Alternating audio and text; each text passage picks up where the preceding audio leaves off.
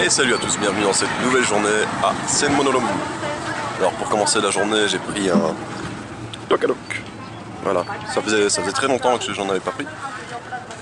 C'est l'idéal pour commencer la journée, avoir un peu d'énergie sans être trop lourd. Parce qu'aujourd'hui ça va être petite randonnée. Voilà. Alors comme vous pouvez le voir, aujourd'hui je suis assez gâté avec le temps. Non, vraiment, il fait gris, il n'y a pas de soleil. Et étant donné que je risque de marcher beaucoup, c'est pas mal. C'est mieux, ça permet de pas avoir trop chaud. Alors oui, je vais marcher beaucoup ici, je suis en train de marcher vers l'ouest, en direction d'une cascade, normalement, parce que là on est quand même en saison sèche, donc il y a pas mal de chances qu'il y ait plus d'eau. De là, je repartirai au sud, en direction du village de Putang. Je vais essayer de le rejoindre.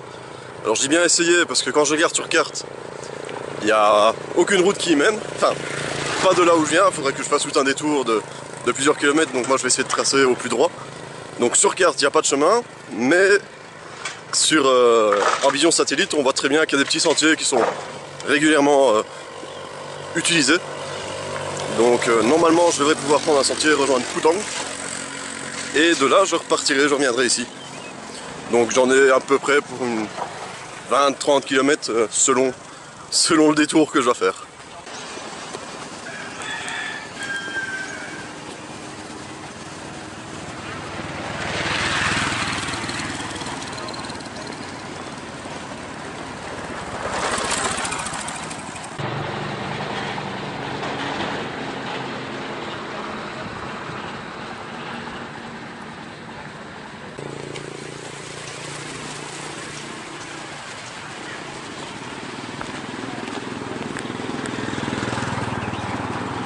Quand je vous dis qu'il fait froid ici, un vendeur de doudounes au Cambodge, c'est possible, tout est possible. Par contre ça grimpe là, ça grimpe bien.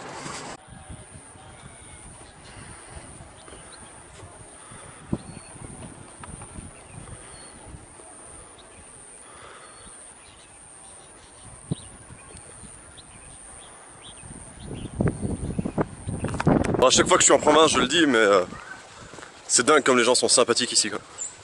Déjà 80% de la population, ils te disent soit hello ou au moins, il y a au moins un sourire, quoi. C'est vraiment agréable. Et là encore à l'instant, il y a un petit qui s'arrête avec son scooter. Tu vas où? Bah je vais à la chute d'eau. Ah mais monte. Non mais ça va, je peux marcher. Non mais c'est gratuit, monte. Mais non, j'ai envie de marcher. Hein? Mais il était un petit peu étonné. Bah oui, c'est bizarre quelqu'un qui veut marcher. Donc voilà, mais c'est super sympa, quoi.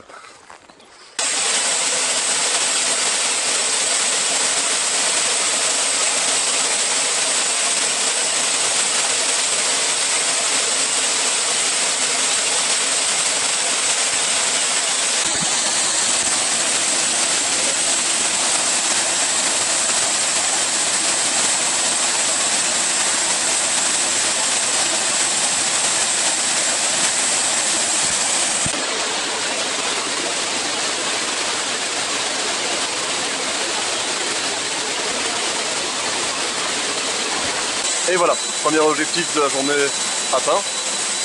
Je vais faire une petite pause ici, je vais faire aussi le ravitaillement en eau. Et ensuite ça sera direction Putang. Et j'ai aucune idée de comment je vais y aller. Comme je vous ai dit, avec les sentiers et tout ça. Donc là ça va être là la vraie aventure. Jusqu'ici il y avait des routes et tout ça, je connaissais l'itinéraire. Maintenant ça va être différent. Bon, alors pour le ravitaillement en eau, je vais quand même pas le prendre là où elle est stagnante. Je vais aller là où il y a un peu plus de courant. Et alors vous savez très bien que l'eau au Cambodge n'est pas potable. Il y a pas mal de saloperies dedans. Et donc je vais prendre l'eau ici. Voilà. De l'eau bien dégueulasse. Donc je me suis bien pété la gueule en prenant la flotte. Et c'est l'occasion de vous présenter ceci. Le Life Straw. Je l'ai jamais testé.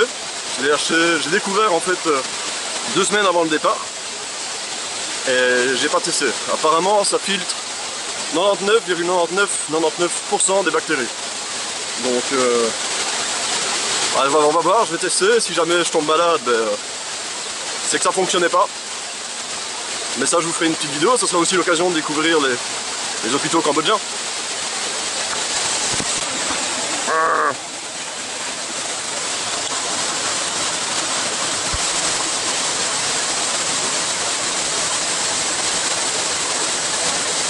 Ben, franchement, ça n'a pas de goût.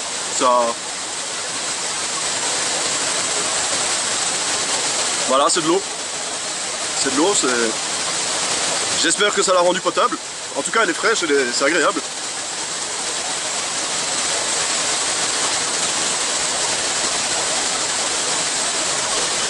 Bon, il faut bien pomper, hein. Et alors, dans le manuel... Très bien. Très bien, Ruby. Dans le manuel, ils disent que pour le garder propre, il faut souffler après pour le bider.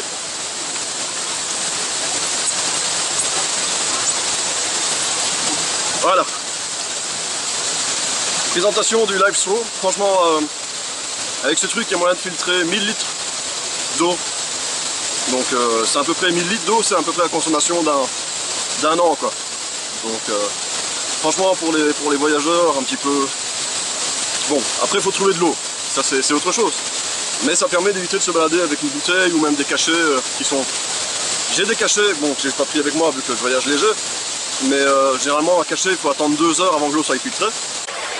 Bon, après, vous pouvez même boire à même la source. Là, j'ai goûté, je suis un peu plus confiant. Donc, je vais le faire. Bon, ça fait sortir un peu le côté animalier parce que vous mettre très près du sol. Comme ça. Comme ça.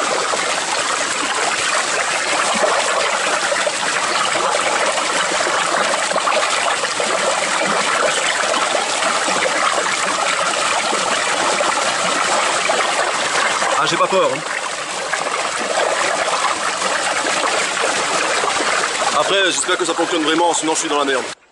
Alors, c'est pas dans mes habitudes de vous présenter du matériel et ce que j'utilise, mais ça, je trouve que c'est tellement génial comme invention que j'avais envie de la partager avec vous. Voilà, parce que ça peut aider pas mal de monde.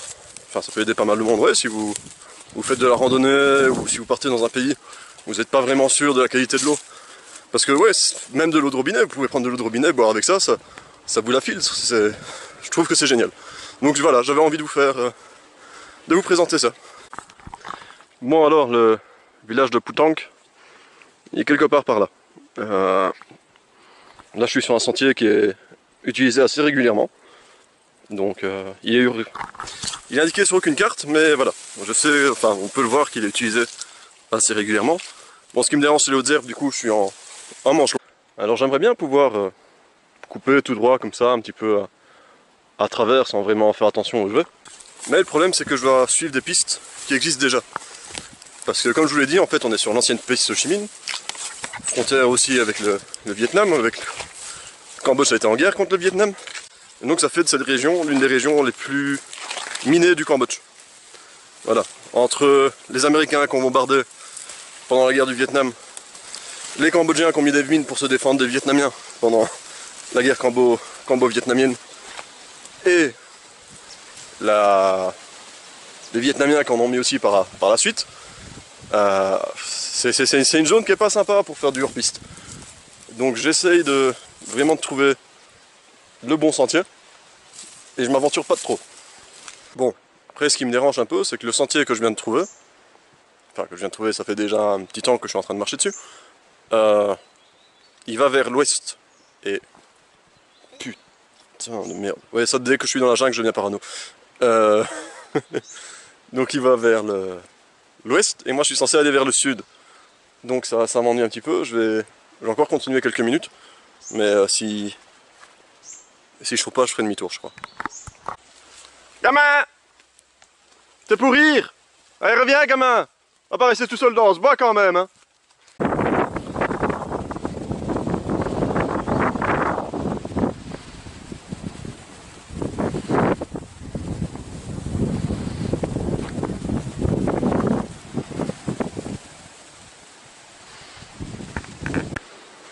Bon, j'ai retrouvé un sentier qui a l'air plus ou moins d'aller dans la direction du village et qui me permettrait de couper au court. Donc je vais emprunter quelques minutes, voir s'il m'emmène là où il faut.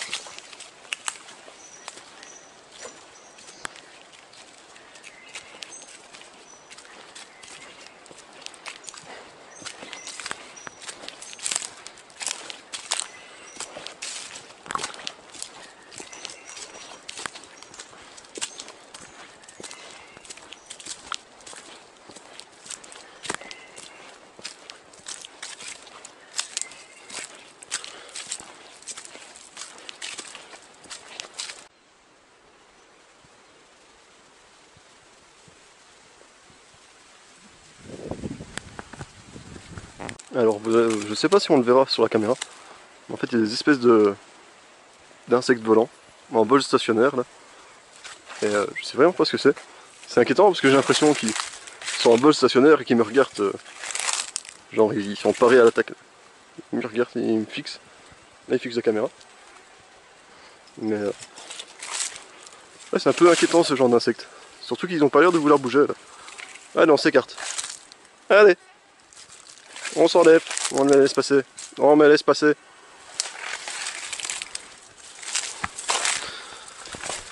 Alors on voit vraiment bien que je suis à l'opposé comparé à Tate et que j'étais à l'ouest. Ici je suis à l'est. La végétation est quand même assez différente. Il y a beaucoup plus de fleurs. Quand on regarde, il y a des jaunes, il y a des petites bleues et tout ça. Et ouais, du coup ça sent vraiment très bon. Là où je suis en train de marcher, ça sent... C'est vraiment agréable. Comparé à Tate qui sentait la décomposition et la moisissure, l'humidité et tout ce qu'on veut. Ici, il y a vraiment une chouette petite odeur. C'est très agréable. Alors ça va peut-être couper l'appétit de certains, mais ça. Et je crois qu'il y en a encore là-bas. Et bon, celle-là, elle est un peu sèche. Celle-ci est déjà un peu plus fraîche et il y a même encore l'odeur. C'est de la bouse d'éléphant. Voilà. Et je viens de marcher dedans. Voilà. Et oui, il y en a encore ici. Là. Donc je pense que il y a des éléphants pas loin. Voilà, bon. J'aurai très peu de chance de les voir parce que j'ai fait un boucan d'enfer en venant ici. Mais voilà, il y a des éléphants dans le coin. Et c'est d'ailleurs pourquoi beaucoup de gens viennent au Monokiri pour voir les éléphants. En fait, il y a encore pas mal d'éléphants qui sont sauvages. Mais voilà, il y en a beaucoup qui sont en captivité. Il y en a beaucoup qui sont en captivité et qui sont exploités pour justement les touristes, et c'est pour ça que beaucoup de touristes viennent ici. Mais c'est pas mon kiff ça. Et donc là vous pouvez le voir, une empreinte. Une autre ici, ça m'a l'air d'être fort proche quand même. Mais ouais, ça c'est pas une empreinte d'être humain quoi.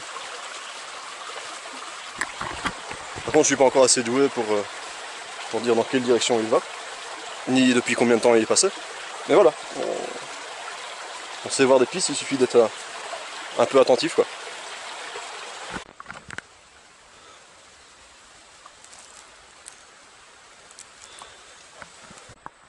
Je vous laisse imaginer le genre de petites bébêtes sympathiques qu'il peut y avoir là-dedans. Et surtout leur taille.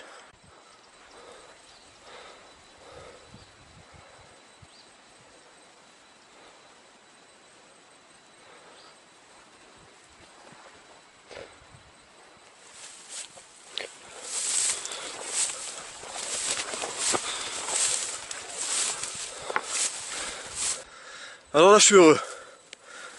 En fait, pour être honnête avec vous, en suivant la piste d'éléphant, j'ai perdu la piste principale. Et bah ouais, du coup, en fait, j'ai coupé à travers. J'ai fait exactement ce que je vous ai dit qu'il fallait pas faire. Là, je viens de trouver un sentier. Du coup, je suis content. J'ai un sentier, je me sens de nouveau en sécurité. En plus, là-bas, il y a une petite cahute, dégagez les moustiques. Il y a une petite cahute en construction. Du coup, ça veut dire qu'il y a vraiment de la vie dans le coin. Putain, parfois j'ai l'impression de me prendre pour Bear Grylls quoi. Bon, alors là j'ai retrouvé l'une des routes principales. Mais je vais être à peu près à 2 km du deuxième objectif, le petit village de Putang. Mais j'en peux plus, il faut que je fasse une pause. Il faut que je fasse une pause et que je récupère un petit peu. Et donc pour récupérer, les fruits secs c'est génial. Là c'est de la mangue séchée. Niveau calorique c'est très bien. Mais ça va redonner de l'énergie histoire de pouvoir reprendre la route jusqu'à un vrai repas. En plus elles sont très bonnes. Et ça me permet un peu de profiter du paysage.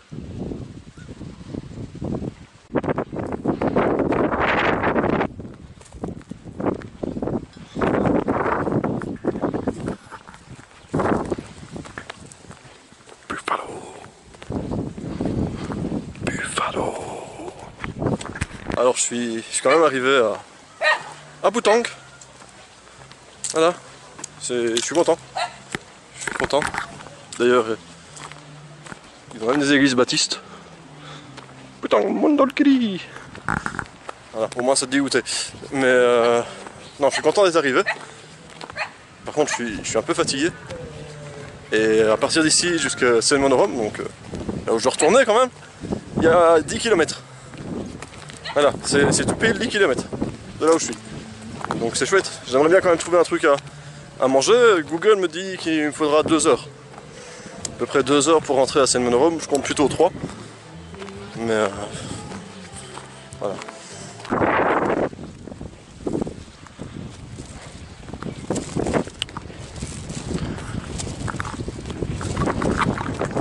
Bon, ben là je me trouve dans le centre-ville de Butang.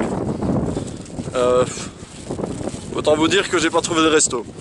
J'ai trouvé une petite boutique, j'ai acheté, je vous montrerai plus loin, je vais trouver un coin pour m'arrêter et manger ça. Voilà ce que je me suis trouvé. Des biscuits à l'éléphant.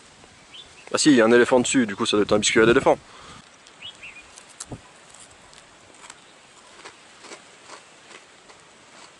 Ah, c'est vachement bon. C'est un sablé. Bon, c'est pas avec ça que je vais rentrer, mais non, franchement c'est bon.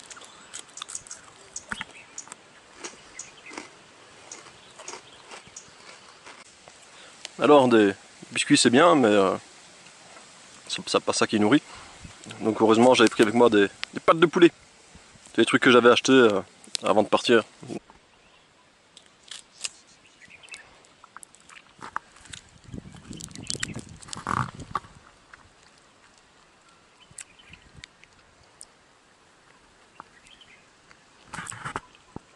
Après c'est pas spécialement nourrissant non plus quoi, mais ça fait un peu de viande. C'est agréable.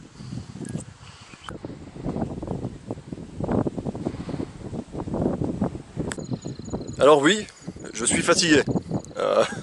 Il doit me rester à peu près 5 km à faire avant d'arriver. Mais là je commence à bien sentir la fatigue, tant au niveau énergique qu'au niveau musculaire. Je commence un petit peu à avoir mal aux jambes, au dos et compagnie. C'est pour ça que je suis content de voyager en mode léger. Et puis le décor ça commence un petit peu à être lassant. Alors certes, c'est très joli hein. Voilà, mais ça fait quand même depuis ce matin que je vois ça. Donc voilà. Je serais content de rentrer et prendre une douche. En plus j'ai de l'eau chaude. Enfin oui, ça je vous l'avais dit. Mais je suis content. Alors je me plaignais que ça devenait monotone, que j'avais tout le temps le même paysage. Et maintenant j'ai de la pluie. C'est nice. Bon, au moins ça permet de voir des choses différentes. Voilà. Et puis ça rafraîchit. Le corps du fist. À ce niveau-ci de la vidéo, faut plus vous attendre à avoir quelque chose de logique, de réfléchi ou de culturel. Hein. Là j'ai juste envie de rentrer à l'appart. À l'hôtel. Quand je vous dis que ça va plus. Mon cerveau j'ai dû le laisser dans ce petit village là, j'ai même oublié le nom. En fait je suis même pas sûr qu'on puisse appeler ça un village. Il y a 20 baraques, c'est bon quoi. Il y a 20 baraques, il n'y a même pas de resto. Alors un village sans resto, c'est pas un village. Je suis désolé. On a connu toutes sortes de pluies. La petite pluie fine qui s'infiltre. La pluie battante de côté. Et parfois, on avait même l'impression qu'elle venait d'en dessous. Maison. Maison. Voilà, je suis heureux. Alors après une petite pause à l'hôtel de 2 heures, m'a permis un petit peu de récupérer des forces. Il est temps de partir pour essayer de trouver quelque chose à manger. Ça c'est toujours la galère. Hein. Mais aujourd'hui j'ai pas chipoté longtemps. Dès que je trouve un truc qui a l'air pas mal avec des gens dedans, je rentre et mange. Voilà, centre-ville de Selmanorum. Alors s'il y a des restaurants, c'est ici qu'ils sont. Mais là il y en a un. Et il n'y a personne. Du coup je vais pas aller dans celui-là. Lion Restaurant. Il n'y a personne. En fait il n'y a personne qui mange. Pourtant il est 18h20. Normalement ils ont faim là, ils sont en train de manger. Ben non. Il n'y a personne. Voilà, là c'est un restaurant, il y a des gens dedans, mais c'est un restaurant de guest house. Moi je cherche un vrai restaurant. Restaurant où ils font que du manième. Pas un restaurant d'hôtel. Mais je trouve pas. Là-bas je vois qu'il y a de la lumière. Il y a des scooters de garés devant, donc potentiellement des gens. Et je vais aller voir, c'est le dernier point. Si là il n'y a pas quelque chose à manger, je ferai demi-tour. Eh ouais, il y a bien à manger et il y a des gens. Donc, on va aller là-bas. C'est bien. Enfin, ça va être bien, j'espère. Et donc voilà, il y avait 2 casseroles, soit un truc de cochon et un autre truc, je sais pas ce que c'est. Donc j'ai pris ça. C'est du cochon en sauce avec du riz. Voilà. Enfin, ça du riz, vous savez le deviner que c'est du riz. Alors le plat qui était bien servi en viande, la belle portion de riz aussi. Enfin, j'ai bien mangé, franchement c'était bon. Un peu froid, mais bon. Avec la bouteille d'eau, 1,50 $. Il y a des endroits où on m'a déjà vendu une bouteille d'eau à 1,50 $. Donc franchement, ouais, c'est des prix plus que raisonnables. Et en plus c'est bon. Donc que demander de plus? Alors je sais que certains d'entre vous aiment ça, donc on va faire un petit récapitulatif des dépenses du jour. J'ai commencé avec un Tokaloc ce matin avec à 75 centimes. Ensuite, deuxième dépense, c'était les espèces de style avec une bouteille d'eau. C'était 1,25 $. Donc on est à 2 $. Et ici mon souper à 1,50 $. Ouais c'est ça, 1,50 $. Donc ça me fait un total de 3,50 $. Voilà, pour une journée. Bon après, c'était pas le festin non plus, hein. Mais voilà, là j'ai fini ma journée, j'ai pas faim. Alors j'espère que cette journée vous a plu. Demain, je vous le dis tout de suite, ça sera plus cool, hein. Je vais plus me retaper des 20-25 bornes comme ça. Non, ça va. Ça va, en plus j'ai vu la majorité des choses que je voulais voir. Donc je vais peut-être me faire un petit tour ou quoi, mais beaucoup plus relax. Et donc là je vais rentrer à l'hôtel, un peu profiter de la chambre. Il n'y a pas besoin d'airco. J'ai l'airco, mais il n'y a pas besoin, il fait suffisamment froid dehors. Enfin froid. Il fait une vingtaine de degrés quoi, donc ça va. Je vais pas mourir non plus, j'ai quand même ma veste et les Cambodgiens sont en doudoune. Mais voilà, j'aurais pas besoin de la clim. Donc je vais rentrer, profiter de la soirée et surtout me reposer. Donc je vous dis à demain pour la suite des aventures.